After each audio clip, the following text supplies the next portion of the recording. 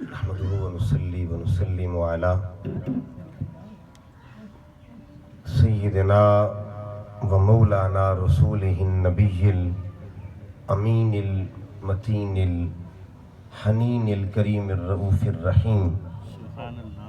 أما بعد فأعوذ بالله من الشيطان الرجيم. بسم الله الرحمن الرحيم. قال رب اغفر لي ولأخي. صدق الله مولانا العظيم. ان اللہ وملائکتہ یصلون علی النبی یا ایہا الذین آمنوا صلوا علیہ وسلموا تسلیما. محبت کے ساتھ درود و سلام پیش کریں. اللہم صلی علی سیدنا و مولانا محمد وعلی آل سیدنا و مولانا محمد مبارک وسلم علیہ. الصلاۃ والسلام علیک یا سیدی یا رسول اللہ وعلی آلک و اصحابک یا سیدی یا حبیب اللہ. نہایت واجب الاحترام معزز و محتشم سامعین و حاضرین، ہم سب لوگ ایصال ثواب کی محفل میں حاضر ہیں. دعا کیجیے رب کائنات ہم سب کا حاضر ہونا اپنی بارگاہ میں قبول فرمائے. ہماری اس حاضری کو اللہ تعالی ہمارے لیے اور بالخصوص محترم یاسین صاحب کے برادر اکبر بھائی فیض صاحب کے لیے، عزیزم عبد الوحید محمد سعید کے والد گرامی کے لیے اللہ تعالیٰ بخشش کا ذریعہ بنا دے، درجات کی بلندیاں عطا فرمائے. لواحقین کو، خاندان کے افراد کو، بچوں کو اللہ تعالیٰ صبر جمیل نصیب فرمائے. مختصر سی گفتگو ہے اور اس گفتگو میں آج کا جو عنوان ہے اس کا تعلق قرآن کی فکر کی روشنی میں بھائی کا بھائی سے کیا تعلق ہوتا ہے. قرآن مجید نے جہاں ہمیں عبادتوں کا حکم دیا ہے وہاں ہمیں معاملات کا بھی حکم دیا ہے. اللہ کے گھر کا معاملہ ہو یا بندوں کے گھر کا معاملہ، قرآن دونوں طرف رہنمائی کرتا ہے. اگر ہم اللہ کے گھر میں گئے ہیں تو قرآن ہمیں نماز کا حکم دیتا ہے، حقوق اللہ کا حکم دیتا ہے. اگر اپنے گھر میں بیٹھے ہیں تو قرآن ہمیں حقوق العباد کا حکم دیتا ہے. تو گویا دونوں چیزوں کو لے کے قرآن چلتا ہے. یہ سورہ اعراف ہے، اس کی آیت نمبر 151 ہے. ہزاروں سال قبل، دیکھیے 1400 سال گزر چکے ہیں قرآن کا نزول ہوتے ہوئے، 1450 سال گزر گئے تقریباً.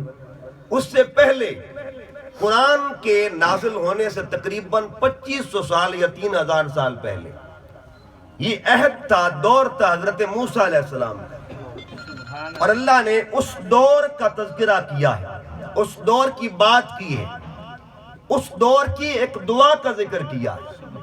حضرت موسیٰ علیہ السلام اپنے ویر کی بخشش کی دعا کر رہے ہیں.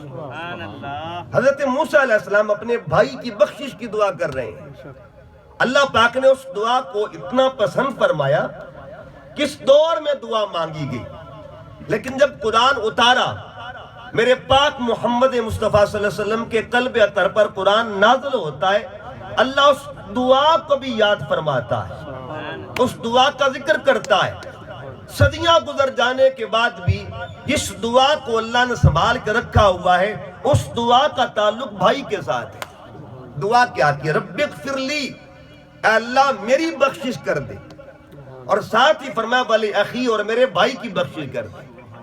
تو گویا یہ سنت پیغمبر بن گئی، اپنے لیے دعا کرنا، اپنے ویروں کے لیے دعا کرنا، اپنے بھائیوں کے لیے دعا کرنا، یہ سنت کلیم اللہ ہے. اچھا، ہم ہر نور نماز پڑھتے ہیں، اللہ نماز کی سب کو توفیق عطا فرمائے. جب اللہ کی بندگی کرتے ہیں تو وہاں بھی ہم ایک دعا مانگتے ہیں. اس دعا میں بھی رشتوں کا ذکر ہے. اس دعا میں جو رشتے کا ذکر ہے اسے بھائی کہتے ہیں. اس دعا میں بھی ایک رشتے کا ذکر ہے. ہر بندہ دعا مانگتا ہے ربنا اغفر لی ولیوالدی.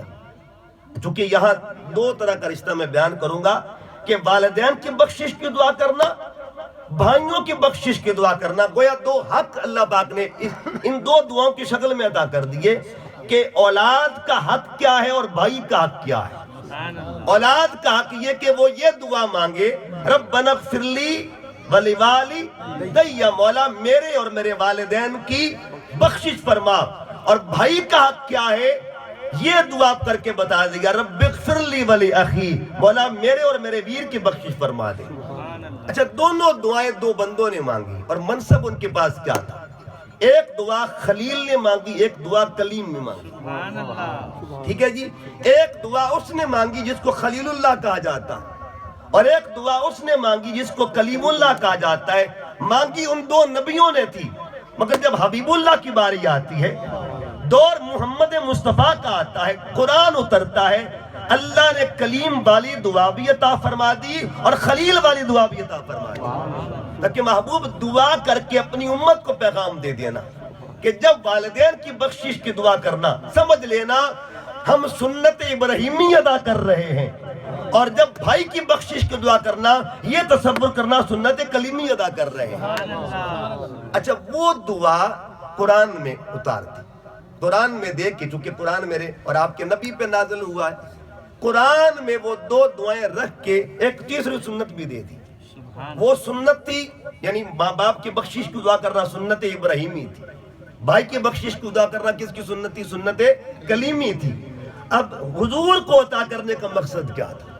تاکہ محبوب تیری سنت کی مہر لگ جائے، آج کے بعد جب کوئی ماں باپ کی بخشش کی دعا مانگے نا تو سنت خلیل بھی بن جائے، سنت حبیب بھی بن جائے، اور جب کوئی اپنے ویر کی بخشش کی دعا مانگے تو اس کے پیچھے سنت کلیم بھی ہو، سنت محمد مصطفیٰ صلی اللہ علیہ وسلم۔ تو گویا جب بھی کوئی اپنے ویر کی بخشش کی دعا کرے گا، یہ جو تعلقات رشتے ہوتے ہیں نا، قرآن پاک نے ہمیں رشتوں کو بھی سمجھایا ہے۔ یہ سورت یوسف کا پڑھ کے دیکھیے گا، اللہ نے یوسف علیہ السلام کے نام پہ جو سورت قرآن میں اتاری، اس میں بھائی کا بھی مقام پتہ چلتا ہے، ویر ویروں کے پردے کیسے رکھتے ہیں، ویر لجپالی کیسے کرتے ہیں، اور والدین کا بھی تعلق کا پتہ چلتا ہے۔ ذرا آؤ قرآن پاک کو پڑھ کے دیکھتے ہیں۔ حضرت یوسف علیہ السلام نے خواب دیکھا، جب خواب دیکھا نا، منصب تھا آپ کا، اللہ کے نبی تھے، خواب دیکھا، خواب دیکھ کے سب سے پہلا مشورہ کس سے کیا؟ اپنا دکھڑا، اپنا درد، اپنا قصہ کس کو آ کے سنایا؟ کون غم خار تھا، کون غم گسار تھا؟ پیغمبر کے پاس خود اپنا ایک منصب تھا، اس نے یہ نہیں کہا کہ یہ نہیں آپ نے سوچا کہ میں خود اللہ کے نبیوں کا نہیں، یہی تو دنیا کو بتانا چاہتے ہیں، جتنا بڑا منصب تیرا ہو جائے نا، ماں باپ سے مشورہ کرنا اسے سنت کہا جاتا ہے۔ حضرت یوسف علیہ السلام نے خواب دیکھا اور آ کے اپنے بابا سے خواب بتایا، تذکرہ کیا، وَإِذْ قَالَ يُوسُفُ لِأَبِيهِ، اپنے بابا سے کہا یا ابت، اے میرے بابا جان، انی رأیت احد عشر کوکبا، میں نے 11 ستاروں کو دیکھا، والشمس والقمر، میں نے سورج اور چاند کو دیکھا، رأیتہم لی ساجدین، وہ مجھے سجدہ کر رہے ہیں۔ اس یہ فکر مل رہی ہے کہ اپنے دکھڑے ماں باپ کو سنایا کرو، اپنے مسئلے ماں باپ کو بتایا کرو، تم چاہے افسر بن چکے ہو نا، لیکن ماں باپ کو دکھڑے سنایا کرو، ان سے بہتر تجربہ، ان سے بہتر آپ کو فکر دینے والا اور دنیا میں کوئی نہیں ہے۔ یہ ہمارے ایک دوست ہیں، باغ میں رہتے ہیں، ان کے میں اسکول میں گیا تو انہوں نے اپنے اسکول میں، اپنے دفتر میں، اپنے آفس میں 3 تصویریں لگائی ہیں۔ ایک تصویر قائد اعظم کی ہے، ایک علامہ اقبال کی ہے، ایک تصویر انہیں اور لگائی ہوئی ہے۔ میں نے پوچھ لیا سر یہ تیسری تصویر کس کی ہے؟ یہ دیکھیے منصب جتنا بڑا ہو جائے نا، بندہ بزرگوں کو بھلایا نہیں کرتا، عہدہ جتنا بڑا مل جائے۔ جب یہ بات ہوئی نا، ان کا یہ جو 2 دائیں بائیں تصویریں ہیں یہ پاکستان کے محسن ہیں، ایک کا نام قائد اعظم، ایک کا نام علامہ اقبال ہے۔ میں نے کہا یہ تو میں جانتا ہوں، یہ تیسرا بندہ کون ہے، بابا جی کون ہے؟ انہوں نے کہا یہ میرے خاندان کے محسن ہے، یہ میرے والد صاحب کی تصویر ہے۔ جب میں کرسی پر بیٹھتا ہوں نا، یہ تصویر مجھے احساس دلاتی ہے اگر تجھے یہ منصب ملا ہے نا، دعا تیرے بابا کی۔ جتنا بڑا منصب بندے کو مل جائے، اپنے بزرگوں کو بلانا نہیں چاہیے۔ یوسف علیہ السلام کے پاس نبوت کا منصب تھا، لیکن پھر بھی آپ نے بتا دیا کہ ابے کو مشورہ کتنا ضروری ہوتا ہے، بابا کا مشورہ کتنا ضروری ہوتا ہے۔ آ کے بابا سے بات کی، پھر بابا بھی کبا کمال۔ یہ شاید نقطہ آپ نے پہلی مرتبہ سنا ہو جو میں اب پیش کرنے لگا۔ بابا سے عرض کیا، بابا جان میں نے خواب دیکھا. تو انہوں نے کیا کہا؟ یا بنیہ لا تقصص رؤیاک علی اخوتک، یوسف پتر ایک خواب برامانو نہ دسی. یہ قابل غور بات ہے. کیا معاذ اللہ حضرت یعقوب علیہ السلام بچوں میں فرق رکھتے تھے؟ ایسا معاملہ نہیں. یہ سمجھنے والی بات ہے. ایک خواب بھائیوں کو مت بتانا. کیوں کہا ایسا؟ کیوں کہا؟ کیا محبت میں کوئی کمی تھی؟ معاذ اللہ نہیں. وہ تو پیغمبر تھے، اللہ کے نبی تھے. ان سے بڑا اخلاق والا کون ہو سکتا ہے؟ پھر انہوں نے یہ بات کیوں کی کہ بیٹے یوسف یہ خواب بھائیوں کو مت بتانا. یا ایک جملہ یاد رکھیں، ایک وقت میں بابا دو طرح کی فکر کر رہا تھا. ایک طرف جان کی فکر تھی، ایک طرف ایمان کی فکر تھی. یوسف علیہ السلام کی جان کی فکر تھی، اور ان کو کہا یوسف علیہ السلام کو بھائیوں کو خواب مت بتانا. کیوں کہا؟ اب اگلا سنیے راز. اس کی وجہ یہ جو نبی کا خواب ہوتا ہے نا، وہ اللہ کی وحی ہوتی ہے. اللہ کی وحی ہوتی ہے. اگر اگلا بندہ اس خواب کو سن کر مذاق اڑائے گا تو کس کی مذاق اڑائے گا؟ اللہ کی وحی کا مذاق اڑائے گا. اور جو وحی کا مذاق اڑائے گا وہ گناہگار آٹومیٹکلی بن جائے گا. ٹھیک ہے جی. اب ایک وقت میں بابا کتنا دھیان رکھ رہا ہے. بابا بچانا چاہتا ہے دونوں اطراف کو. جو باپ جو ہے نا کہ میرے یوسف کی جان بچ جائے اور دوسرے بھائیوں کا ایمان بچ جائے. ایمان بچ جائے. اگر میرے یوسف نے ان کو بتا دیا، یہ آخر پہ مذاق اڑائیں گے. اور پیغمبر کے خواب کا مذاق اڑانا وحی الہی کا مذاق ہوا کرتا ہے. یا ایک بات عرض کر دوں، حدیث یہ پاک بہت معتبر حدیث ہے. سرکار فرماتے ہیں 3 بندوں سے اللہ نے قلم اٹھا لیا. یعنی جو بھی وہ زبان سے کہیں حکم شریعت کا نہیں چلتا. وہ 3 لوگ کون سے ہیں؟ جن کے عمل پر شریعت کا قلم نہیں چلتا. نمبر 1 وہ بچہ جو نادان ہوتا ہے. اگر اس کی زبان سے کوئی ایسے کلمات نکلیں جو قابل گرفت ہیں تو اس پہ شریعت گرفت نہیں کرے گی، کیونکہ نادان بچہ ہے. بچے بہت کچھ بول لیتے ہیں، بہت کچھ بول لیتے ہیں. ایک وہ بندہ جو مجنون پاگل ہوتا ہے، اگر وہ زبان سے کچھ کہے گا شریعت کو اس پہ اطلاق نہیں ہوگا. ایک بچہ، ایک پاگل. تیسرا بندہ کیڑا ہے؟ وہ بندہ جو نیند میں بات کرتا ہے. نیند میں مثلا کسی نے کہہ دیا جی میں اپنی بیوی کو طلاق دیتا ہوں، شریعت کہتی ہے اس پہ حکم نہیں لگے گا.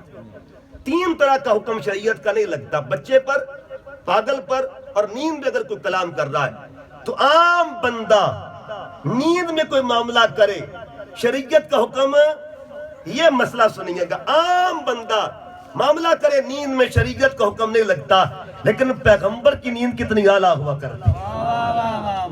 پیغمبر کو سونا کتنا افضل ہوتا ہے کہ عام بندہ معاملہ کرے شریعت بنتی نہیں ہے اور حکم لگتا نہیں ہے. جو معاملہ پیغمبر کے خواب کا وہ شریعت بن جایا کرتی ہے. ہم ہر سال جو جانور کرتے ہیں، یہ اس کے پیچھے خواب کس کا ہے؟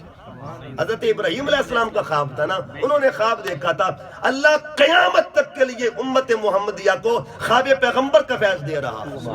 اور حدیث پاک میں آتا ہے، حضرت بلال حبشی فرماتے ہیں کہ سرکار نے